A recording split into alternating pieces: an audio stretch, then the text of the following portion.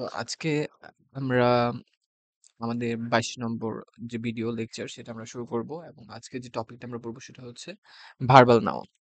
তো চলেন আমরা আর কথা না বাড়িয়ে শুরু করে দিই আজকের লেকচারটা। তো এখানে ৬ টা ক্যারেক্টারিস্টিক্স আছে, এগুলো আমাদের বুঝতে হবে। প্রথমে কি বলেছে? A verbal noun is ING form of verb that functions as noun. Verbal noun হচ্ছে ভার্বের একটা আইএনজি ফর্ম যেটা নাউন হিসেবে কাজ করে। ইট লেক্স ভার্ব লাইক প্রপার্টিজ। লেক্স মানে অভাব। এর মধ্যে কিসের অভাব আছে? ভার্বের মতো ভার্ব লাইক প্রপার্টিজ। ভার্বের যে প্রপার্টি গুলো আছে, ভার্বের যে বৈশিষ্ট্যগুলো আছে সেই বৈশিষ্ট্যের অভাব আছে। কোথায়? এই ভার্বাল নাউনে। Adjective or adjective phrase can modify a verbal noun. যেহেতু verbal noun is the ing form of a verb and functions as noun, verbal নাউনটা যেহেতু নাউন হিসেবে কাজ করে, তো এটা কি করবে? অ্যাডজেক্টিভ অথবা অ্যাডজেক্টিভ ফ্রেজকে মডিফাই করতে পারে। It can followed by a prepositional phrase. এটা প্রিপোজিশনাল ফ্রেজকে ফলো করতে পারে, অনুসরণ করতে পারে। তারপর হচ্ছে ইট ক্যান বি প্লুরালাইজড, মানে এটা প্লুরালও হইতে পারে। ঠিক আছে? এটা সিঙ্গুলারই না, প্লুরালও হতে পারে। ইট ক্যান বি প্লুরালাইজড, এটা প্লুরাল হইতে পারে। A verbal noun normally adopts article. একটা ভার্বাল নাউন সাধারণত কি করে? আর্টিকেল অ্যাডপ্ট করে, মানে আর্টিকেল গ্রহণ করে। সো চলেন আমরা এবার এক্সাম্পলে চলে যাই। এক্সাম্পল কি বলেছে? I found an amazing painting. Amazing painting.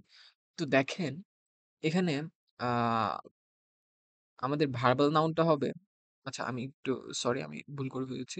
I found an amazing painting. তো আমি ফাউন্ড মানে ওই ফাইন্ড খোঁজা, আর ফাউন্ড মানে খুঁজেছি, মানে খুঁজেছিলাম আরকি। I found an amazing painting. আমি একটি চমৎকার চিত্রকর্ম খুঁজে পেয়েছিলাম। এরকম আরকি অর্থটা। তো দেখেন an amazing painting. পেইন্ট ভার্বের সাথে আইনজি যুক্ত রূপ হয়ে গেছে পেইন্টিং। তো এখানে আপনারা একটু কারেকশন করে নিবেন। সেটা হচ্ছে এখানে অ্যামেজিং এর মধ্যে হলুদ কালি করা। কিন্তু এখানে আমাদের ভার্বাল নাউনটা হবে পেইন্টিং। কারণ ভার্ব হচ্ছে পেইন্ট। পেইন্টের সাথে আইনজি যুক্ত রূপ যেটা কি কিসের কাজ করছে বলেন তো? নাউনের কাজ করছে। Painting, amazing painting.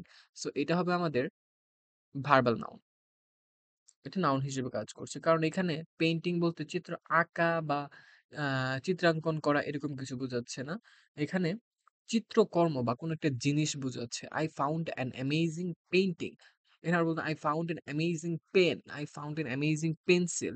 সো ঠিক সেরকমভাবে পেইন্টিংটা এখানে নাউন হিসেবে বসেছে। নাউনের কাজ করছে। তো পরেরটা দেখেন the drawings of these buildings are losing. Losing মানে হারিয়ে ফেলছে। তাহলে দ্য ড্রয়িংস মানে কি বলেন তো? ড্রয়িং মানে হচ্ছে আ ড্র ভার্ব, অঙ্ক আঁকা, আঁকাআঁকি করা। আর ড্রয়িংস মানে হচ্ছে অঙ্কন বা চিত্র।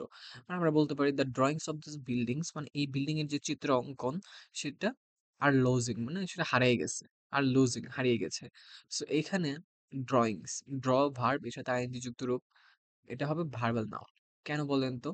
কারণ এটা আর্টিকেল অ্যাডপ্ট করেছে এবং আমরা জানি two nouns are never ever settled side by side. When two nouns are settled side by side, the first one turns into an adjective but the second one remains a noun. So একবারে first lecture অনুসারে ড্রয়িংসটা আমাদের নাউনের কাজ করছে এবং এটা প্রিপোজিশনের subject হিসেবে আছে।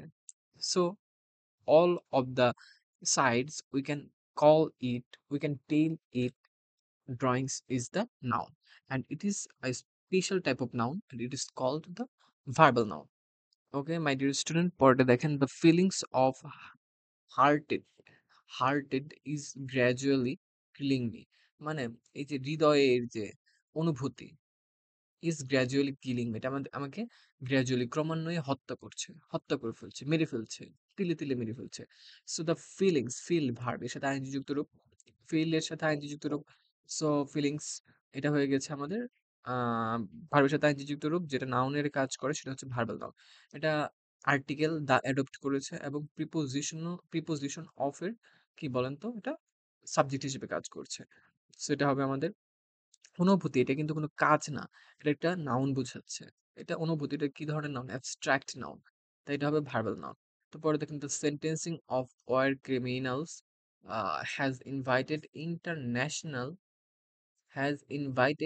international criticism. তো এখানে সেন্টেন্সিং কথাটা হচ্ছে সেন্টেন্স ভার্ব থেকে। তো ভার্বের সাথে আইনজি যুক্ত রূপ এটা কি? এটা আর্টিকেল দা অ্যাডপ্ট করেছে এবং প্রিপোজিশন অফ এর সাবজেক্ট হিসেবে আছে। সো এটাকে আমরা বলতে পারি এটা একটা ভার্বাল নাউন। তারপরটা দেখেন the grievous kidnapping of Auckland has terrorized the whole world. Grievous kidnapping of Auckland. আচ্ছা তাহলে কিডন্যাপ ভার্ব এর সাথে আইনজি যুক্ত রূপ কিডন্যাপিং। এবং এটা আর্টিকেল দা দাকে অ্যাডপ্ট করেছে এবং প্রিপোজিশন অফ এর সাবজেক্ট। তাই এটা হবে আমাদের ভার্বাল নাউন। তারপরে দেখেন the painting has jerk the conscience of the people. Painting has jerked the conscience of the people মানে লোকজনের বিবেকে নাড়া দিয়েছিল এই চিত্রকর্মটা।